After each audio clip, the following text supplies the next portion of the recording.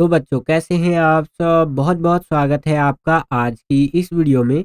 आज का ये वीडियो क्लास 12th के बच्चों के लिए बहुत ज़्यादा ख़ास होने वाला है क्योंकि इस वीडियो में हम लोग देखने वाले हैं बच्चों क्लास 12th का जो आपका हिंदी इलेक्टिव का सब्जेक्ट है जिसे आप हिंदी ऐच्छिक विषय भी कहते हैं।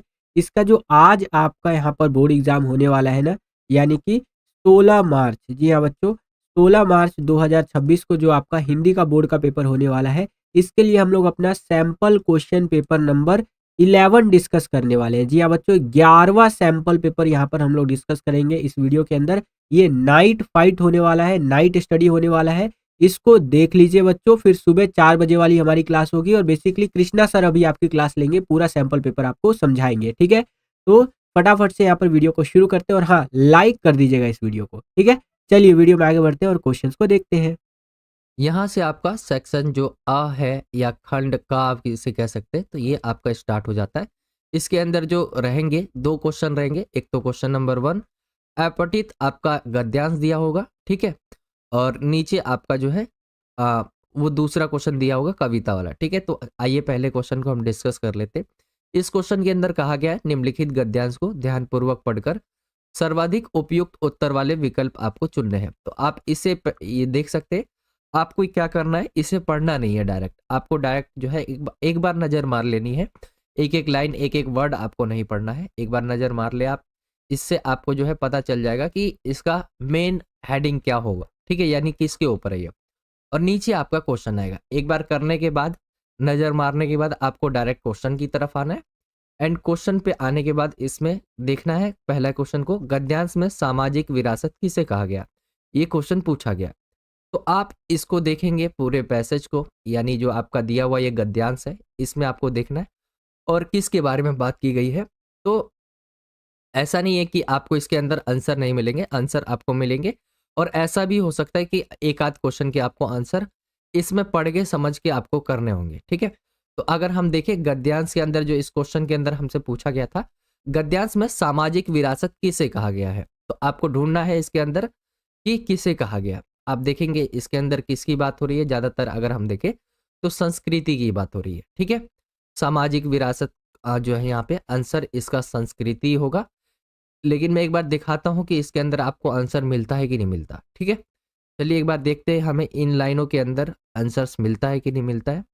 देखिए डायरेक्ट आपको आंसर मिल जाए ऐसा पॉसिबल बहुत कम होता है, ठीक है? तो सामाजिक विरासत अगर हम देखें, हाँ, ये है आपका।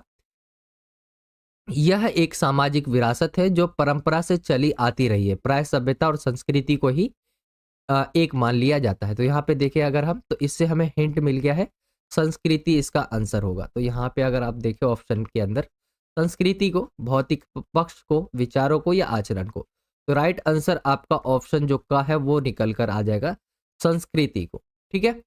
चलिए ऐसे दूसरे क्वेश्चन की तरफ चलते हैं। दूसरे क्वेश्चन को हम देखते हैं क्या पूछा गया इसके अंदर। भारतीय संस्कृति की सबसे बड़ी विशेषता किसे माना गया है? सामाजिक इतिहास को, अनेकता में एकता को, प्राचीन इतिहास को या सभ्यता संस्कृति को? तो यहाँ पे क्वेश्चन पूछा गया है, भारतीय जो संस्कृति है उसकी सबसे बड़ी विशेषता किससे माना गया है? तो आइए एक बार हम देखते हैं इसके अंदर हमें आंसर मिलता है कि नहीं मिलता, ठीक है? और ढूँढते हैं इसके अंदर, इसका आंसर हमें कहाँ पे मिलेगा। देखिए ऐसा नहीं है मेरे को पहले से आंसर पता रहता है, ठीक है? यानी पहले से पता है कि इसका आंसर इस पैसेज में कहाँ पर है। मैं आपके सामने पैसेज लेके आता हूँ, जिसका मुझे भी नहीं पता है कि आंसर क्या होगा और कहाँ पर होगा, ठीक है? इससे पता चल जाता है कि बच्चों को क्या-क्या प्रॉब्लम फेस करनी होती होगी और उसी तरह मैं भी यहाँ रिएक्ट करता हूँ, ठीक है? तो अगर हम देखें, क्वेश्चन हमसे जो पूछा गया था कि भारतीय संस्कृति है उसकी सबसे बड़ी विशेषता क्या है? तो भारतीय संस्कृति की सबसे बड़ी विशेषता आपका पहले लाइन पे ही है, अनेकता में एकता। तो ये हमें आंसर सबसे पहले वाली लाइन पे ही मिल गया है। तो हम चलते हैं और यहाँ पे देखेंगे इसका आंसर आपका हो जाएगा, ऑप्शन जो ख है वो इसका राइट आंसर हो जाएगा, ठीक है? तो ये इसका राइट आंसर होगा। चलिए थर्ड क्वेश्चन की तरफ आते हैं। थर्ड क्वेश्चन है जिसके अंदर बोला गया है, भारत में सामाजिक संस्कृति का रूप दिखाई पड़ने का क्या कारण है? भारत के अंदर जो है सामाजिक संस्कृति का जो रूप दिखाई देता है उसका दिखाई पड़ने के क्या कारण है? धार्मिकता, विभिन्नता, एकता और विविधता। ये आपसे क्वेश्चन पूछा गया कि भारत में सामाजिक संस्कृति का रूप पढ़ने का क्या कारण है। तो आइए एक बार हम पैसेज की तरफ चलते हैं जो आपका दिया हुआ है, एंड इसके अंदर हम ढूंढते हैं इसका आंसर क्या होगा। तो हम एक बार ऊपर की तरफ ही चलेंगे और यहाँ से देखेंगे।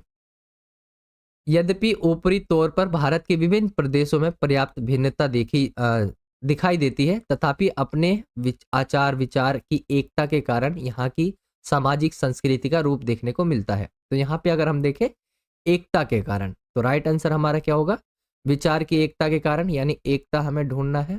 ठीक है, तो यहाँ पे अगर हम देखें ऑप्शन के अंदर जो है इसका राइट आंसर आपका एकता निकल कर आ जाएगा, यानी ऑप्शन जो ग है वो इसका राइट आंसर हो जाएगा। चलिए फोर्थ क्वेश्चन की तरफ आते हैं। फोर्थ क्वेश्चन है, भारतीय संस्कृति की सबसे बड़ी विशेषता क्या है। तो हमें पता चल गया भारतीय संस्कृति की सबसे बड़ी विशेषता अनेकता में एकता है। शुरू के जो 3 क्वेश्चन होंगे आपके वो सभी एमसीक्यू टाइप होंगे। ठीक है, कुछ इस तरह से, बाकी आगे के क्वेश्चंस आपको एमसीक्यू टाइप नहीं, आपको लिखने होंगे। ठीक है, तो पहला क्वेश्चन हो गया आपका, यानी चौथा क्वेश्चन हो गया आपका। ठीक है, 5वें क्वेश्चन की तरफ आए, भारतीय संस्कृति की प्राचीनता के पीछे क्या कारण है। तो भारतीय जो संस्कृति है वो प्राचीन रही है, उसके पीछे क्या कारण है। तो भारतीय संस्कृति की प्राचीनता का कारण इसकी लंबी परंपरा, विचार और आचरण के नियमों और मूल्यों का संरक्षण है। यह समाज को अपने अतीत से विरासत के रूप में प्राप्त होती है और सतत विकासशील रहती है। इन सभी के आंसर आपको इस पैसेज के अंदर मिल जाएंगे। जैसे क्वेश्चन जो पूछा गया था, भारतीय संस्कृति की प्राचीनता के पीछे क्या कारण है, तो यहाँ पे देखेंगे आप इस पैसेज के अंदर।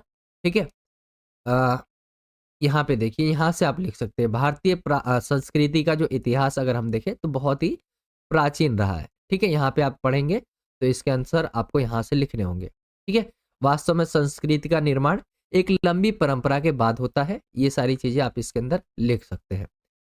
चलिए हम चलते हैं अब अगले क्वेश्चन की तरफ। अगला जो छठा क्वेश्चन है वो है सभ्यता और संस्कृति में अंतर। पूछा गया है कि सभ्यता और संस्कृति में अंतर क्या है।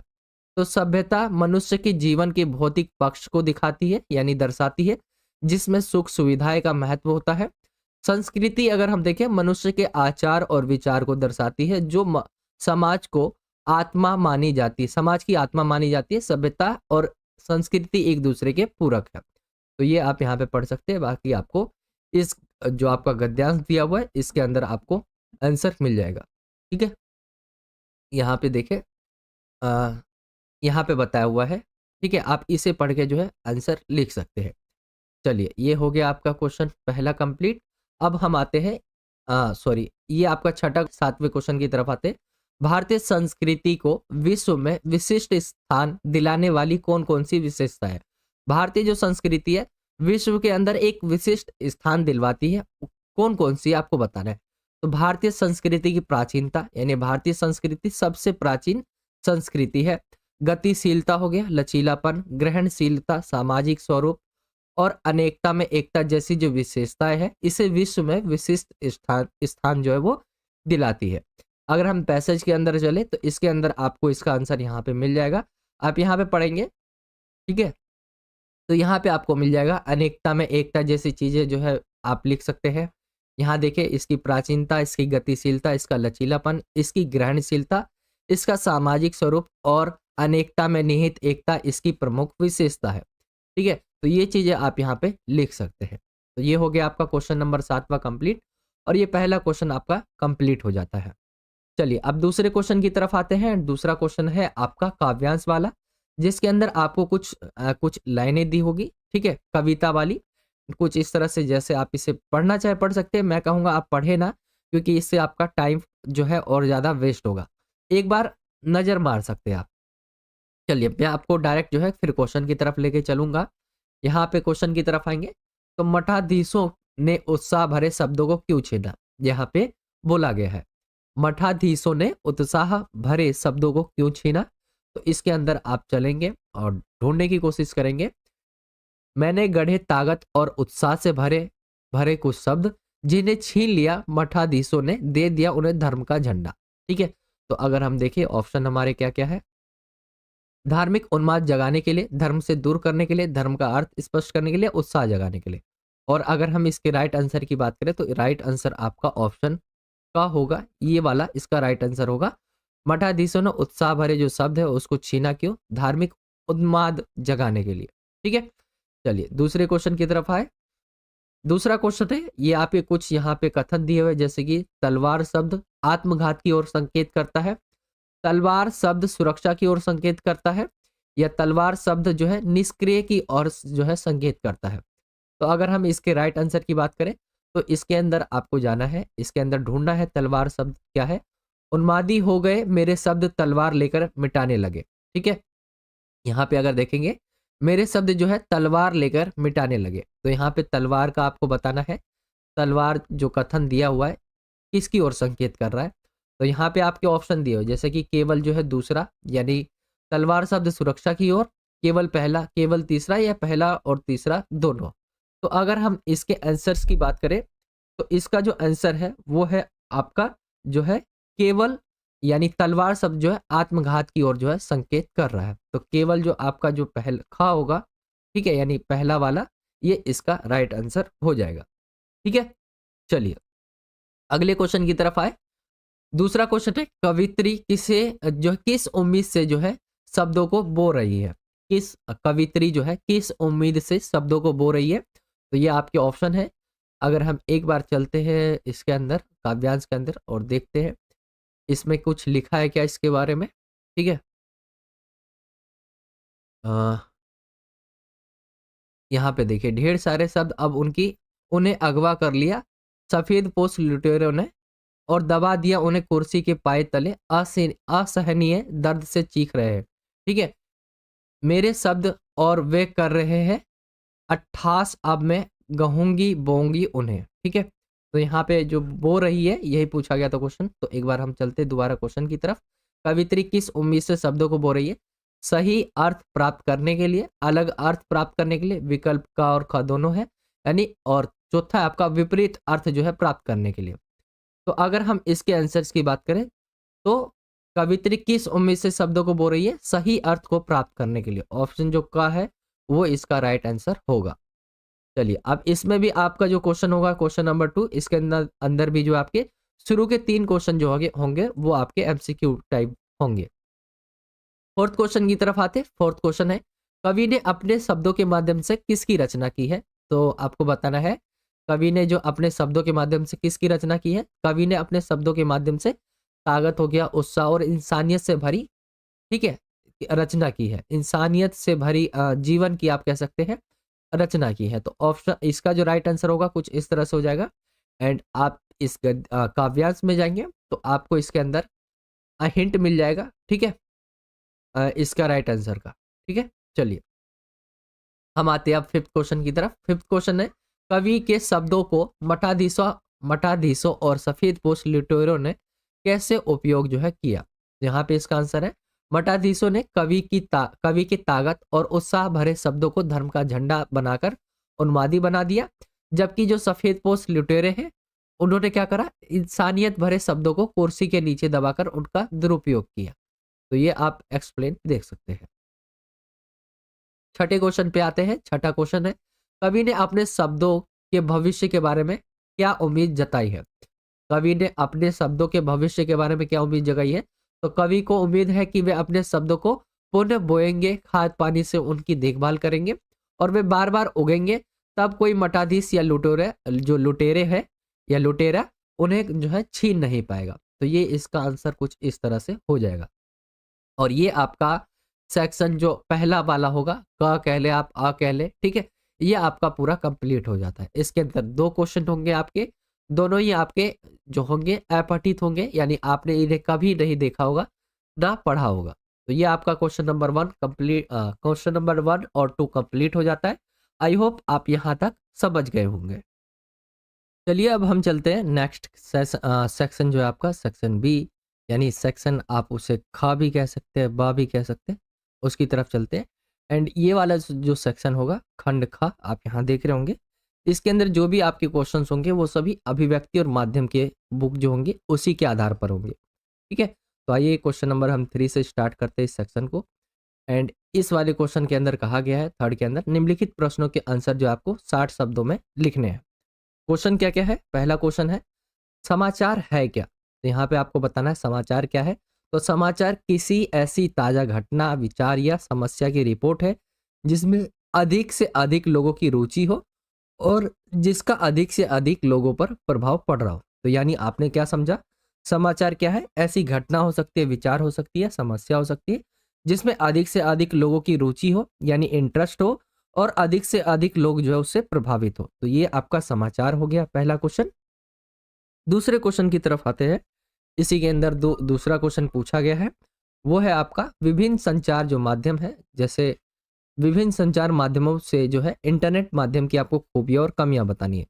तो जो इंटरनेट इंटरनेट माध्यम है, जनसंचार क्या होता है, जब जनताओं के बीच जो है आपस में विचारों का, बहुत सारी चीजों का आदान प्रदान होता है, ठीक है। तो इसमें आपको इंटरनेट माध्यम जो है, इंटरनेट का यूज करके हम करते हैं, तो इंटरनेट माध्यम जो है हम उसका यूज करते हैं, तो उसकी खूबियां और कमियां क्या क्या है उसका आपको वर्णन करना है। तो अगर हम देखें, इनकी सबसे पहले हम खूबियां देख लेते हैं। तो इंटरनेट माध्यमों की खूबियां क्या है, दृश्य व प्रिंट दोनों माध्यमों का जो है लाभ मिलता है। इसे इंटरनेट के द्वारा बटन दबाते ही सूचनाओं को क्या है, विशाल भंडार जो है प्राप्त होता है। यह संवादों के आदान प्रदान व चैटिंग का सस्ता स्रोत है।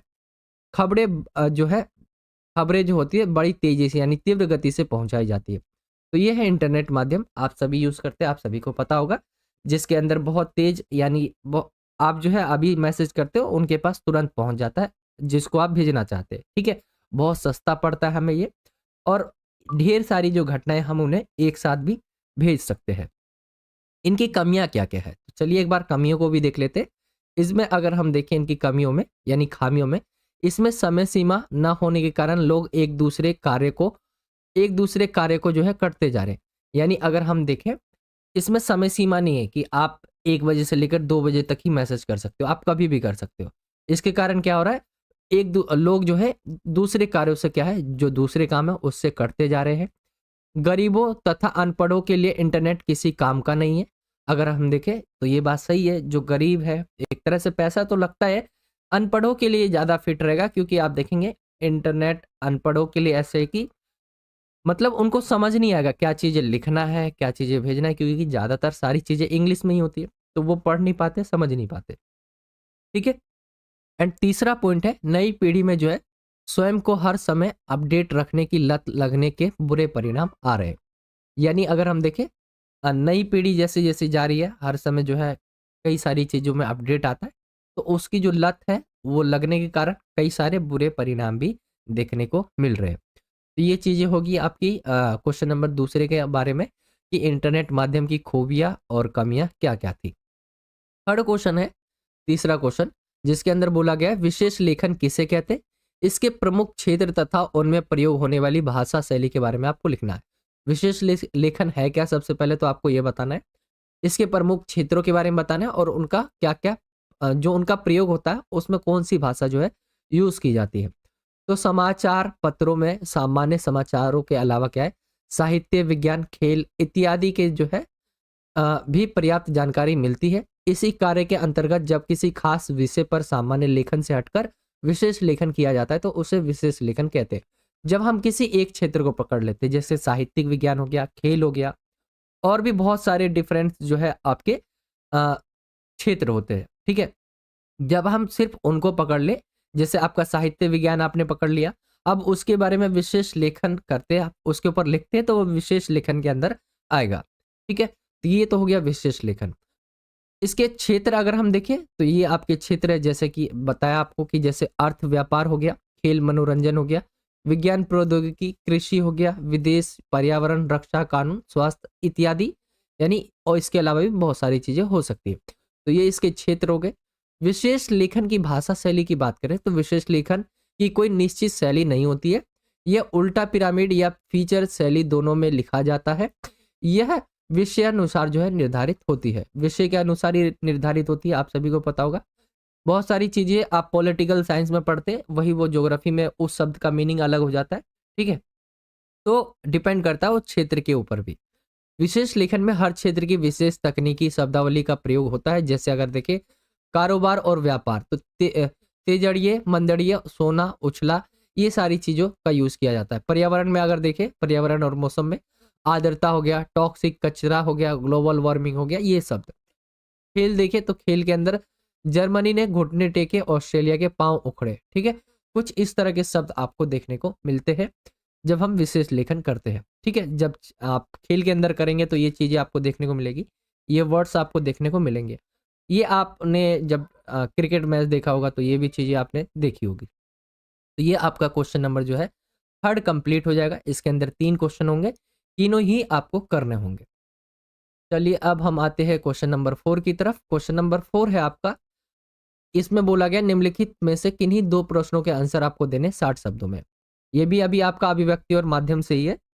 तो इसमें आपको 2 क्वेश्चन के ही आंसर देने, 3 होंगे, 3 में से 2 के। तो पहला क्वेश्चन है, कहानी का हमारे जीवन से क्या संबंध है? परिभाषित आपको करना है। तो अगर हम देखें कहानी का हमारे जीवन से क्या संबंध रहता है, तो अपने अनुभवों को प्रकट करने तथा दूसरे के अनुभवों को जानने की प्राकृतिक इच्छा की पूर्ति होती है। यानी कहानी से हमें पता चलता है कि उसके साथ क्या हुआ, यानी दूसरों का जो अनुभव है वो भी हम प्राप्त कर पाते हैं। कल्पना शक्ति का विकास होता है कि क्या हो सकता है, आप कहानी देखेंगे आगे क्या हो सकता है, यानी हम करने लग जाते, प्रिडिक्ट करने लग जाते, यानी कल्पना जो शक्ति है उसका विकास होता है। नैतिक मूल्यों तथा आदर्श जीवन जीने की प्रेरणा मिलती है। तो यह है कहानी का हमारे जीवन में संबंध। दूसरे क्वेश्चन की बात करें, दूसरा क्वेश्चन जो पूछा गया है, रेडियो के लिए समाचार लेखन करते समय किन किन बातों का ध्यान रखना चाहिए? रेडियो के लिए जो है समाचार लेखन करते समय किन किन बातों का हमें ध्यान रखना चाहिए? तो समाचारों में प्रयुक्त भाषा सहज और सरल होनी चाहिए। एक तो ये बहुत ज़्यादा सरल और सहज होनी चाहिए। ट्रिपल स्पेस में टाइप्ड कॉपी होनी चाहिए। शब्दों के संक्षिप्तीकरण से बचना चाहिए। बड़ी संख्याओं को जो है अंकों की उपेक्षा शब्दों में लिखा जाना चाहिए। तो ये आप यहाँ पे लिख सकते हैं। दूसरा क्वेश्चन हो गया। एंड तीसरे क्वेश्चन में आएंगे तो समाचार के प्रमुख तत्वों के बारे में पूछा गया है, जो कि 4 है। तो कौन कौन से हैं? पहले एक बार हम देख लेते हैं। पहले आप समाचार का एक्सप्लेन दे देंगे कि समाचार होता क्या। समाचार किसी ऐसी ताजा घटना, विचार या समस्या की रिपोर्ट होती है जिसमें अधिक से अधिक लोगों की उसमें रुचि होती है और जिसका अधिक से अधिक लोगों पर प्रभाव पड़ता है। अगर हम इसके तत्वों की बात करें, 4 तत्व कौन कौन से होते हैं समाचार के, कुछ इस तरह से हो जाएंगे। एक तो समाचार क्या होगी, नवीनता होगी समाचार में, यानी पहला तो नवीनता हो गया। दूसरा प्रभाव प्रभाव पड़ता है। तीसरा जन रुचि हो गया और अनोखापन, दूसरों से बहुत अलग। तो ये चीजें होती है समाचार, जो समाचार है उसके 4 प्रमुख तत्व। ठीक है, चलिए ये आपका क्वेश्चन कंप्लीट हो गया, क्वेश्चन नंबर 4। आई होप आप यहां तक समझ गए होंगे। अब हम आते हैं क्वेश्चन नंबर 5वें की तरफ। एंड क्वेश्चन नंबर जो 5वां है ये आपका है विषय, किसी एक विषय के ऊपर आपको रचनात्मक लेख तैयार करना है जो कि 120 शब्दों में होना चाहिए। तो ये 3 टॉपिक दिए रहेंगे आपको, 3 में से किसी एक टॉपिक पे आपको जो है विशेष लेखन जो है, सॉरी रचनात्मक लेखन जो है लिखना है। जैसे पहला है आर्टिफिशियल इंटेलिजेंस का समाज पर प्रभाव, परीक्षा के दिन जंक फूड और इसके दुष्परिणाम। ठीक है, तो रचनात्मक लेख लिखना है। अब जंक फूड के ऊपर यहाँ पे मैंने एग्जाम्पल के लिए आपको लिख के बताया हुआ कि ये जंक फूड से रिलेटेड हमने दिया है रचनात्मक लेख। तो आप देखेंगे ये आपकी हेडिंग होगी और यहाँ पे आप पढ़ सकते, अपनी व्यस्त जीवन शैली के चलते आज का मनुष्य भोजन की नई शैली में फंसता जा रहा है जिसे फास्ट या जंक फूड कहते हैं। हमारे देश के अधिकांश बच्चे जो हमारे देश का भविष्य है इसकी गिरफ्त में आकर अपना स्वास्थ्य चौपट कर रहे हैं। चिकित्सकों और पोषण विशेषज्ञों के अनुसार नूडल्स, कोल्ड ड्रिंक और मोमोज जैसे फास्ट फूड खाने के बाद बच्चे ऐसी खतरनाक बीमारियों के शिकार हो रहे हैं जो अब तक बुढ़ापे की बीमारियां समझी जाती है। महानगरों के स्कूलों में पढ़ने वाले 60 से ज़्यादा % जो बच्चे हैं वो फास्ट फूड जो है उनका मुख्य आहार होता गया है। ठीक है, अगर आप देखेंगे आप सब भी ऐसे हैं, हम सब भी ऐसे ही है। ठीक है, तो भारत जैसे विकासशील देशों में मोटापे की समस्या खतरनाक स्तर तक बढ़ चुकी है। इससे क्या होता है, इससे ब्लड प्रेशर हो गया, दिल के मरीजों की संख्या है वो बढ़ती जा रही है। एक अध्ययन के अनुसार बच्चों की जो है बुद्धिलिब्धि यानी AQI जो है स्तर आज कमजोर होने लगा है।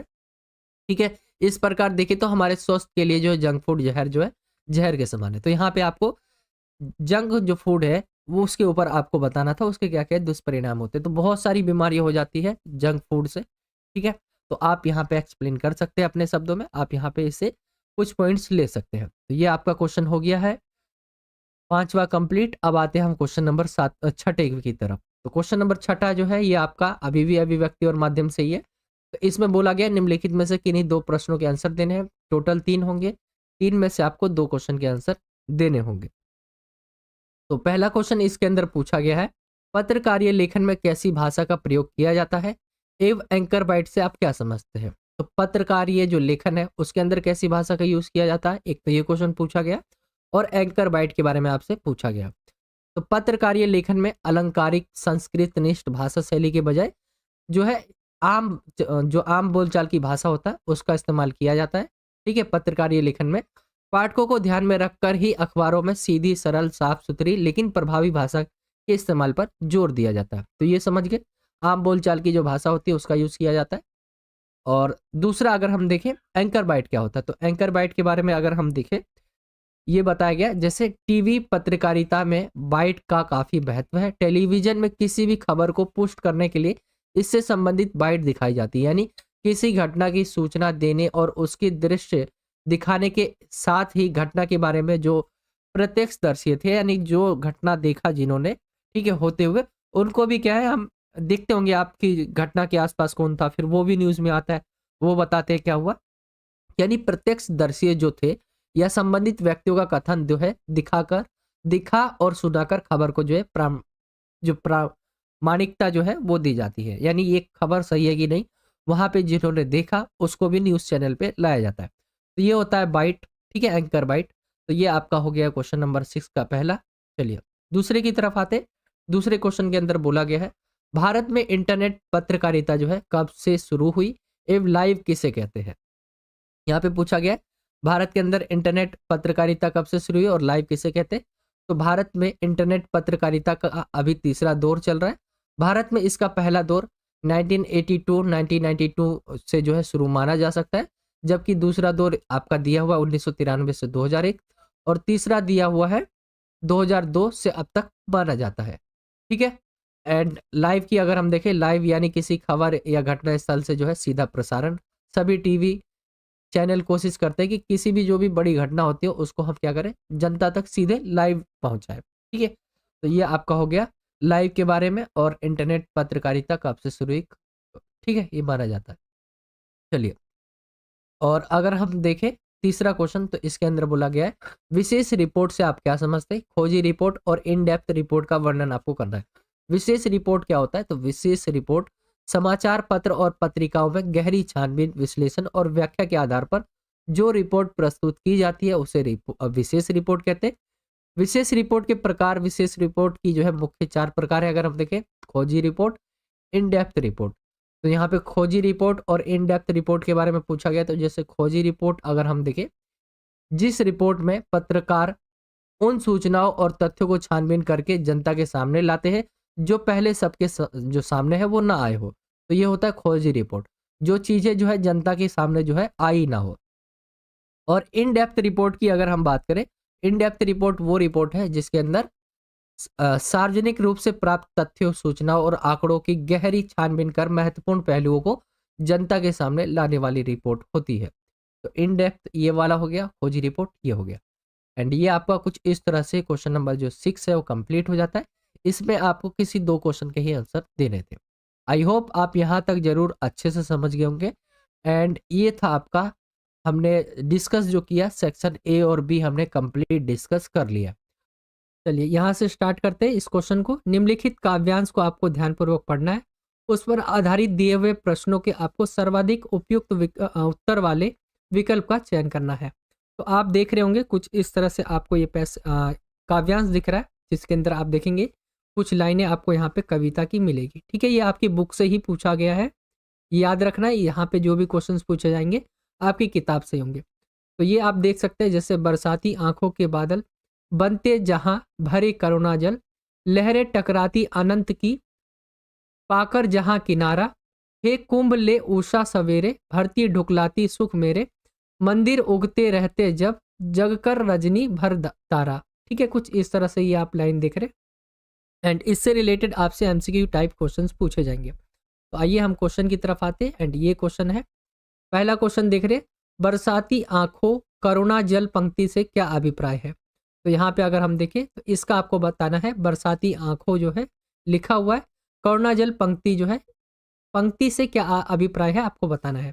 तो यहाँ वर्षा अधिक होती है, यहाँ के लोग बहुत जल्दी रो पड़ते हैं, यहाँ के निवासी दया, करुण और सहानुभूति की भावनाओं से जो है ओत-प्रोत है, या यहाँ के लोग दुखी और उदास रहते हैं। तो अगर हम इसका आंसर देखें तो इसका आंसर आपका थर्ड वाला होगा, यानी आपका जो है ये वाला थर्ड वाला जो ऑप्शन है ये राइट होगा।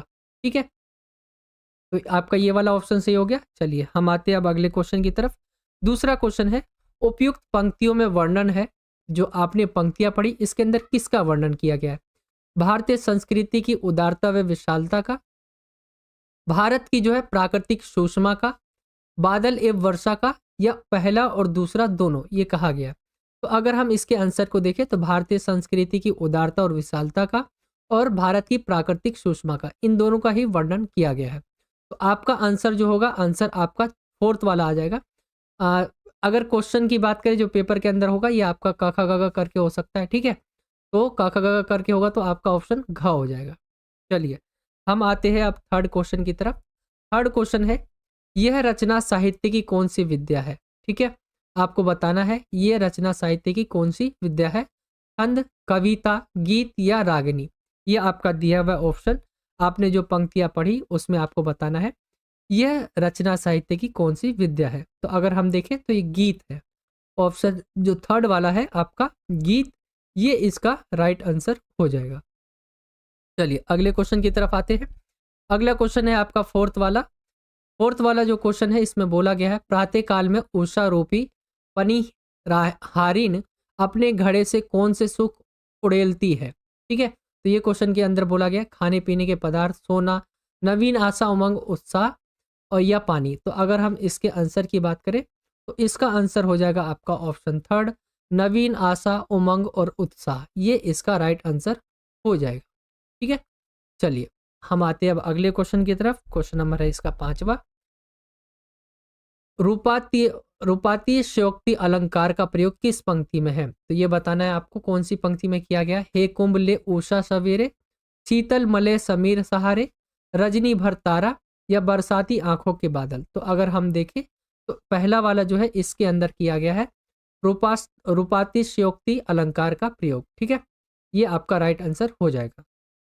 तो ये आपके कुछ इस तरह से होंगे। पहला जो सातवां क्वेश्चन है कुछ इस तरह से होगा, जिसके अंदर आपकी बुक से ही दिया जाएगा आपका काव्यांश, इससे रिलेटेड आपके एमसीक्यू क्वेश्चंस पूछे जाएंगे। ठीक है, आई होप कि आपको समझ आ गया होगा।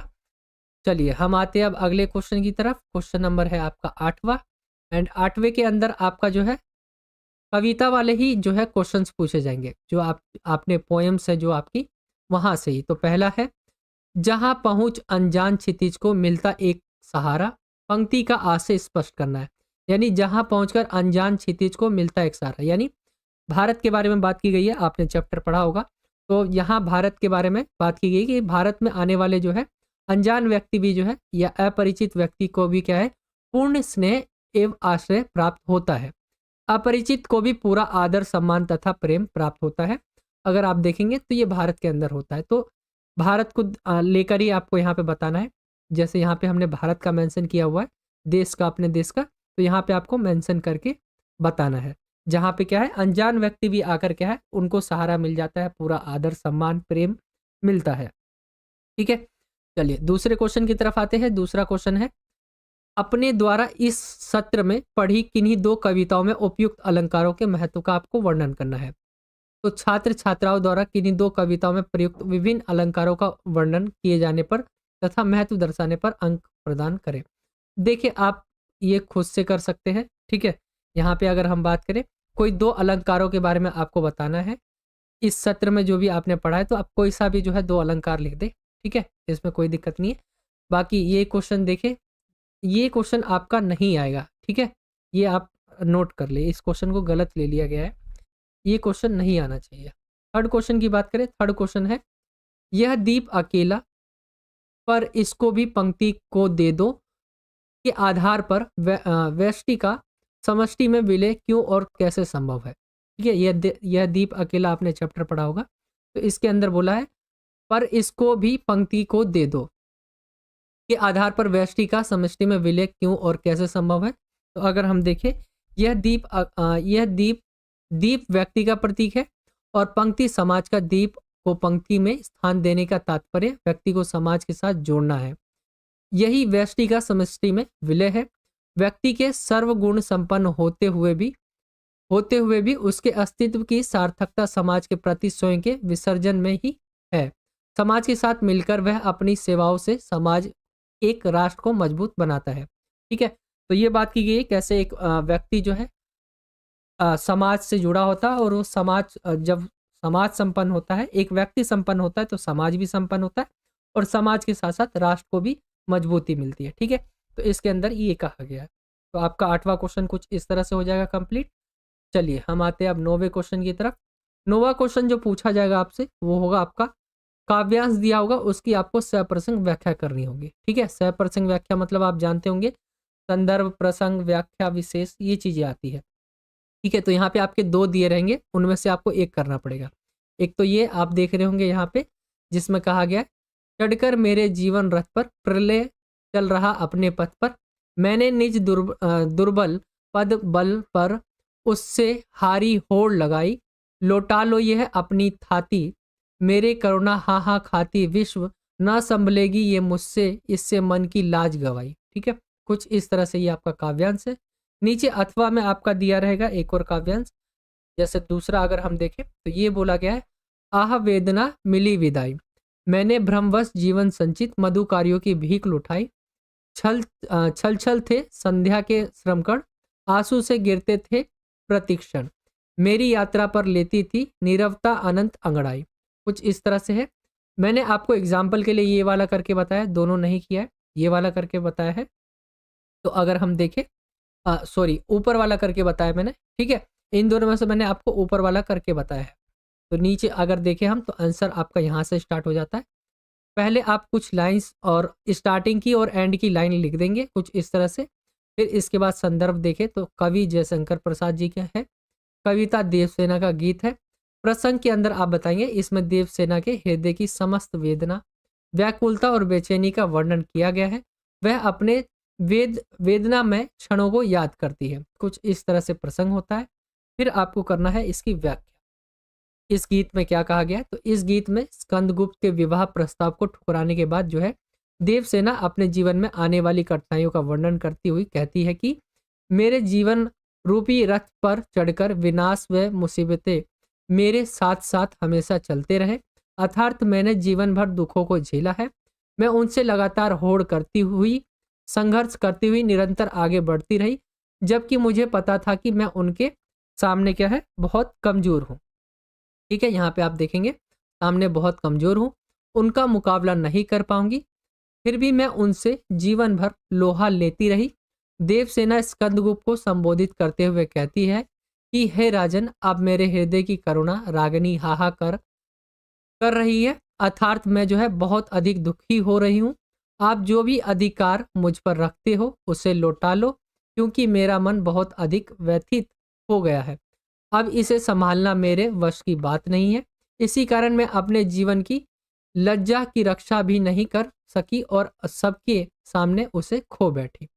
ये आपका व्याख्या होगा कुछ इस तरह से। ठीक है, देवसेना का गीत आपने चैप्टर पढ़ा होगा, किस तरह से जो है शादी का प्रस्ताव जो है वो ठुकरा देते हैं, फिर उसके बाद वो उनके साथ क्या क्या मुसीबतें होती है। ठीक है, तो आप उसे एक्सप्लेन कर सकते हैं। फिर आता है इसकी विशेषता, काव्यगत विशेषता है। तो अगर हम देखें काव्यगत विशेषता में विशेष क्या है, देवसेना की विरह दिव्य विदुग्ध दशा और हतोत्साहित मन स्थिति का चित्रण है।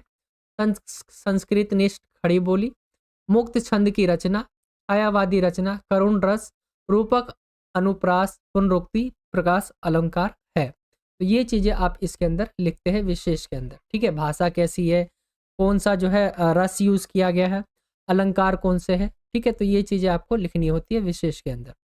कुछ इस तरह से ये आपका हो जाएगा क्वेश्चन नंबर जो है आपका क्वेश्चन नंबर 9। ठीक है, सप्रसंग व्याख्या करनी होगी। चलिए हम आते हैं अब अगले क्वेश्चन की तरफ। अभी तक जो आपने 3 क्वेश्चन देखे, ये सभी 3 क्वेश्चन जैसे 7, 8 और 9, ये सभी आपके पोयम वाली से थे। ठीक है, काव्यांश वाला जो आपका पार्ट है बुक के अंदर कविता वाला, उससे पूछे गए थे ये 7 से लेकर आपके 9 क्वेश्चन तक। ठीक है, चलिए आप जो क्वेश्चंस होंगे ना, आप वो क्वेश्चंस आपकी स्टोरी वाले जो चैप्टर होंगे उससे पूछे जाएंगे। तो आपका 10वां यहाँ से स्टार्ट हो जाता है क्वेश्चन, एंड इसके अंदर जो है आपका गद्यांश से स्टार्ट होगा। एंड ये आप देखेंगे घड़ी के जो पुर्जे है, ये वाला चैप्टर आपने पढ़ा होगा। निम्नलिखित गद्यांश को ध्यानपूर्वक पढ़कर उस पर आधारित दिए गए प्रश्नों के सर्वाधिक उपयुक्त उत्तर वाले विकल्प का आपको चयन करना है। तो देखिए ये ऐसे वाली चीज़ में ना आप ना पढ़े इसे, क्योंकि ये बहुत लंबा भी है, टाइम भी वेस्ट होगा आपका। आप डायरेक्ट क्वेश्चन की तरफ आए, एंड क्वेश्चन पे आने पे आपको क्या करना है, पहले तो एक बार इसे पढ़ना है क्वेश्चन को। धर्म के रहस्य जानने की इच्छा कौन ना करे। फिर आपको जाना है उसके अंदर आपका जो भी गद्यांश दिया हुआ है, धर्म के रहस्य जानने की इच्छा कौन ना करे, यहाँ पे बताया गया।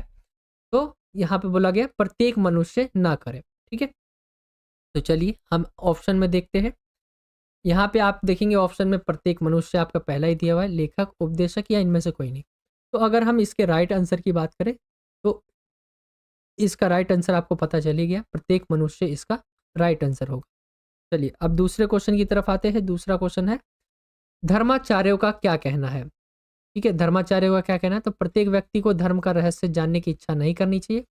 हम जो कहे केवल उसी को सुने, का खा दोनों या इनमें से कोई नहीं। तो अगर हम देखें जो धर्माचार्य है, धर्माचार्य उनका क्या कहना है, तो ये दोनों ही कहना है। अगर आप इस गद्यांश को देखेंगे, मैं एक बार आपको दिखा भी देता हूँ, इसमें आपको मिल जाएगा कि इनका क्या कहना है। ठीक है, धर्म के रहस्य जानने की इच्छा जो है प्रत्येक मनुष्य ना करे, जो कहा जाए वही कान ढलकाकर सुन ले। ठीक है, इसका मतलब यही है, जो हम कहे वही मान लो और सब जानने की इच्छा मत करो। तो ये आपका दूसरा क्वेश्चन हो गया। चलिए तीसरे क्वेश्चन की तरफ आते हैं। तीसरा क्वेश्चन है धर्माचार्य किस वस्तु का उदाहरण देते हैं, घड़ी का, पुर्जों का, समय का या किसी का नहीं। ये आपके ऑप्शन दिए हुए। तो अगर हम देखें किसका ऑप्शन किसका देते हैं, अगर हम देखें ये इसका राइट आंसर हो जाएगा घड़ी का। एग्जाम्पल कौन सा देते हैं, घड़ी का। ये सभी आंसर आपको पैसेज के अंदर मिल जाएंगे। बाकी अगर आपको कोई नहीं मिलता है तो ये बड़ी बात नहीं है, एक आध क्वेश्चन आपके नहीं मिलेंगे, वो आपको आपकी थिंकिंग के बेस पे करने होंगे। चौथे क्वेश्चन की बात करें तो चौथा क्वेश्चन है आम आदमी के वश की क्या बात नहीं है, धर्म का रहस्य जानना, चुप रहना, घड़ी देखना, इनमें से कोई नहीं। तो अगर हम देखें आम व्यक्ति को क्या नहीं जान सकता, धर्म का रहस्य। ठीक है, तो पहला क्वेश्चन, पहला ही इसका जो है राइट आंसर हो जाएगा। एंड पांचवे की तरफ आएंगे। पांचवा क्वेश्चन है वेद शास्त्र धर्माचार्यों का क्या कार्य है, घड़ी को भली भांति देखना, घड़ी को ठीक करना, घड़ी के पुर्जों के बारे में जानना, उपरोक्त सभी। तो अगर हम देखें इसका राइट आंसर क्या होगा, वेद शास्त्र धर्माचार्यों का क्या कार्य है, उपरोक्त सभी। ये सभी कार्य हैं। घड़ी को धर्म की तरह लिया गया यहाँ पे। ठीक है, ऐसा मत समझना कि रियल घड़ी है यहाँ पे। घड़ी को भली भांति देखना, घड़ी को ठीक करना, घड़ी के पुर्जों के बारे में जानना, और इसका राइट आंसर हो जाएगा आपका चौथा, उपरोक्त सभी। तो ये क्वेश्चन हो जाएगा आपका कंप्लीट, क्वेश्चन नंबर 10वां, जो कि आपका गद्यांश दिया रहेगा, उससे रिलेटेड आपसे 5 MCQ क्वेश्चंस पूछे जाएंगे। ठीक है, चलिए ये क्वेश्चन कंप्लीट हो गया है। अब आते हैं हम 11वें क्वेश्चन की तरफ। 11वां क्वेश्चन आपका यहाँ से स्टार्ट हो जाता है। अब इसके अंदर आपके क्वेश्चन आंसर है, स्टोरी वाले जो चैप्टर है उसी से है। तो पहला क्वेश्चन देखिए हम, संवदिया डट कर खाता है और अफर कर सोता है, से क्या आशय है। तो अगर हम देखें संवदिया द्वारा जो है महत्वपूर्ण संवाद लाने पर घर के लोगों द्वारा उसकी जो है अवभगत होना, अच्छी तरह से खिला पिलाकर उसका अतिथि सत्कार करना, लंबी थकाऊ यात्रा की थकान और भरपेट भोजन के बाद जो है आराम से गहरी नींद लेना। ठीक है, नींद में सोना। तो ये संवदिया है, संवदिया के बारे में है। आगे की तरफ आए हम अगले क्वेश्चन की तरफ। तो दूसरा क्वेश्चन है रामचंद्र शुक्ल ने अपने पिताजी की किन विशेषताओं का उल्लेख किया है। तो फारसी के अच्छे ज्ञाता तथा पुरानी कविता के बड़े प्रेमी थे, फारसी कवियों की उक्तियों को हिंदी कवियों की उक्तियों के साथ मिलाया करते थे, भारतेंदु हरिश्चंद्र के प्रशंसक तथा साहित्य अनुरागी थे। तो ये इनकी विशेषता है। रामचंद्र शुक्ल ने अपने पिताजी की ये विशेषता का उल्लेख किया है। ठीक है, ये आप लिख सकते हैं, जैसे फारसी के अच्छे ज्ञाता थे और पुरानी कविता के बहुत बड़े ये प्रेमी हुआ करते थे। हिंदी की जो भी कविता होती थी उनकी वो फारसी कविता जो भी कवियाँ होती थी उनके साथ वो मिलाया करते थे। और भारतेंदु हरिश्चंद्र जो जी थे उनके वो बहुत बड़े प्रशंसक थे और साहित्यिक अनुरागी थे, साहित्य अनुरागी थे। एंड तीसरे क्वेश्चन की तरफ आते हैं। एक चीज़ आपको नोट कर लेना है, इसके अंदर आपका ये भी लिखा होगा कि नहीं 2 क्वेश्चन के आपको आंसर देने हैं। ठीक है, तो ये चीज़ आपको नोट कर लेनी है कि नहीं 2 के ही आंसर देना है। मैं तो यहाँ आपको पूरे बताऊंगा। थर्ड क्वेश्चन की तरफ आते हैं। ढेले चुन लो पाठ में किस अंधविश्वास की ओर संकेत किया गया है। जो आपने चैप्टर पढ़ा ढेले चुन लो, इसके अंदर कौन सी अंधविश्वास की ओर संकेत किया गया है? तो इस पाठ में जिस विवाह रीति का वर्णन किया गया है वह अंधविश्वास का प्रतीक है, जिसमें मिट्टी के ढेलों के आधार पर वधु को चुना जाता है। लड़की के सामने खेत की, हवन की, चारागाह की व शमशान की मिट्टी के ढेले रखे जाते थे। लड़की जिसे उठा ले उसका भविष्य उसी के आधार पर निर्धारित होता था। यह अंधविश्वास ही था कि शमशान की मिट्टी के ढेले उठाने पर अपशगुन होगा। ज्योतिष संबंधी अंधविश्वास पर कटाक्ष किया गया है। ठीक है, तो ये आप देखेंगे ज्योतिष जो होते हैं ना, जो आगे की चीजें बताते हैं, ठीक है, फ्यूचर की, तो उनके ऊपर जो है एक तरह से कटाक्ष किया है। तो ये एक आपने पढ़ा होगा चैप्टर के अंदर किस तरह जो है विवाह के लिए जो है खेत का हो गया एक तो मिट्टी, हवन की हो गई, चारागाह की हो गई, और शमशान की मिट्टी को सामने रखा जाता था। फिर लड़की को जो है उसे उठाना पड़ता था और उससे ही उसका निर्धारित होता था कि ये सही है कि नहीं है। ठीक है, तो ये आपका क्वेश्चन हो गया थर्ड, एंड कुछ इस तरह से क्वेश्चन नंबर 11वां कंप्लीट हो जाता है। चलिए क्वेश्चन नंबर 12वें की तरफ आते हैं। एंड क्वेश्चन नंबर 12वें में जो है आपका सप्रसंग व्याख्या है, लेकिन ये गद्यांश की है। ठीक है, स्टोरी वाले चैप्टर की है। तो ये आप देखेंगे कुछ इस तरह से ये लाइनें लिखी हुई है, जैसे कि मेरे लिए एक दूसरी दृष्टि से भी यह अनूठा अनुभव था। लोग अपने गांवों से विस्थापित होकर कैसी अनाथ उन्मूलित जिंदगी बिताते हैं, यह मैंने हिंदुस्तानी शहरों के बीच बसी मजदूरों की गंदी, दम घुटती, भयावह बस्तियों और स्लम्स में कई बार देखा था। किंतु विस्थापन से पूर्व वे कैसे परिवेश में रहते होंगे, किस तरह की जिंदगी बिताते होंगे, इसका दृश्य अपने स्वच्छ पवित्र खुलेपन में पहली बार अमझर गांव में देखने को मिला। तो यहाँ पे विस्थापन की बात की गई है। ठीक है, विस्थापन के बाद किस तरह से लोग जो है कैसी बस्तियों में जाना पड़ता है उन्हें। और 8वें के अंदर आपका दिया हुआ है, उसके बचने की आशा है क्योंकि वह लड्डू की पुकार जीवित वृक्ष के हरे हरे पत्तों का मधुर मरमर था, मेरे कांट की अलमारी की सिर दुखाने वाली खड़खड़ाहट नहीं। ठीक है, तो अगर हम देखें इसका आंसर जो दिया है इन दोनों में से किसी एक का आंसर मैंने आपको बताया, तो नीचे आपको जो दिख रहा है ये वाला, इसका आंसर ये है। ठीक है, बालक बच गया आपने चैप्टर पढ़ा होगा, उसके अंदर आपको ये लाइनें देखने को मिलेगी। तो कुछ इस तरह से मैंने आपको बताया सप्रसंग व्याख्या के अंदर शुरू की कुछ लाइनें और लास्ट की कुछ लाइनें आपको यहाँ पे ऐड करनी है। संदर्भ के अंदर आपको क्या बताना है, पाठ कौन सा है, लेखक कौन है, ये आपको बताना होता है। तो यहाँ पे देखिए पाठ क्या है, बालक बच गया। लेखक जो है इसके चंद्रधर शर्मा गुलेरी जी है। इसके प्रसंग की बात करें तो प्रसंग में आपको लिखना है, इन पंक्तियों में लेखक ने शिक्षा को जबरदस्ती बच्चे पर थोपने की प्रवृत्ति की तुलना सूखी लकड़ी से व लड्डू मांगने की स्वाभाविकता की तुलना हरी लकड़ी से की है। व्याख्या अगर हम इसका देखें तो व्याख्या में आएगा, बालक के लड्डू मांगने पर लेखक ने राहत की सांस ली और पाया कि बच्चों में बचपन की स्वाभाविकता अभी भी शेष बची है। उसके द्वारा लड्डू की मांग वास्तव में जीवित और हरे पेड़ के पत्तों की जीवंत ध्वनि के समान है, जो सभी को संगीत में लगती है, शांति और मधुरता का आभास देती है, जबकि बच्चे को कठिन से कठिन प्रश्नों का उत्तर रटवाना सूखी लकड़ी के कर्कश चरमराहट ध्वनि के समान है, जिसकी चौखट बना दी जाती है और खरखराहट कानों को चुभती है। तो ये इसकी व्याख्या होगी।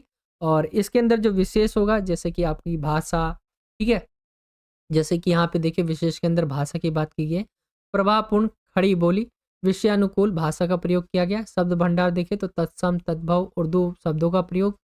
शब्द शक्ति देखे तो लक्षणा एवं व्यंजना शब्द शक्ति, और शैली देखे तो प्रभावमयी और विचारात्मक।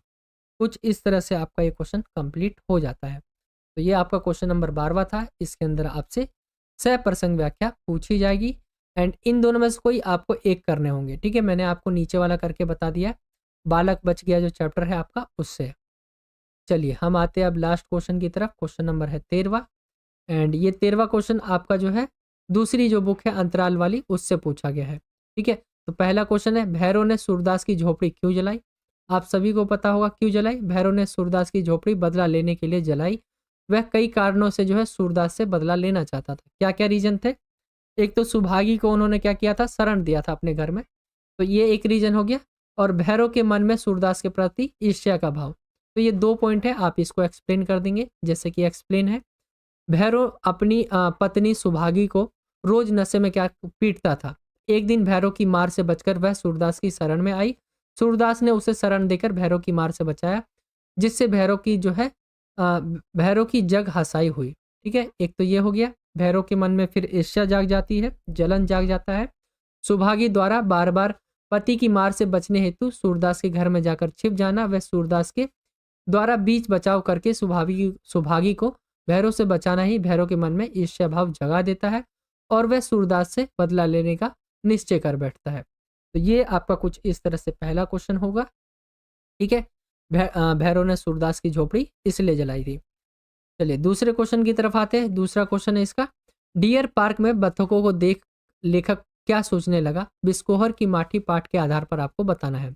तो जो डियर पार्क में बतखों को देखकर जो लेखक को लगा, जो बातें सोची, वो है खतरों से बचाना, ठीक है, सतर्कता और कोमलता से देखरेख और आने वाले जो खतरों को है भापना। पहले पॉइंट को एक्सप्लेन करें तो खतरों से बचाना किस तरह से, जिस प्रकार बतख अपने पंखों को फैलाकर अंडों की दुनिया अंडों को क्या है दुनिया की नजरों से बचा कर रखती है। ठीक है, अंडों को दुनिया की नजरों से जो है बचा कर रखती है, उसी प्रकार मानव माँ भी अपने बच्चों की ढाल बनकर उन्हें दुनिया के खतरों से बचाती है।